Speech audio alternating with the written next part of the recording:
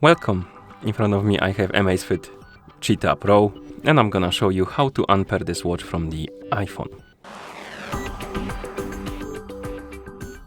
First thing we need to do is to open the Zep application on the iPhone that is paired with our watch. So let's tap on the icon to open the app. Actually, let me reopen it, like this. Once the application opens, you should see the home page. Now tap on Profile.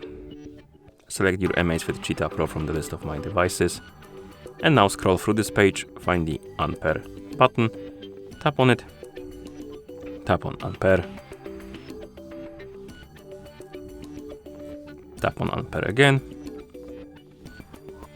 Once you see this message, tap on Got it, close the application, open the settings on your iPhone. In settings, find the Bluetooth option, tap on it, and here you probably will see AMAZFIT Cheetah Pro on the list of my devices, and you might see actually two of them. Tap on the info icon next to one, tap on forget this device, tap on the info icon next to other one, tap on forget this device, and once they disappear from the list of my devices, you can close the settings, and that's how you unpair this watch from the iPhone.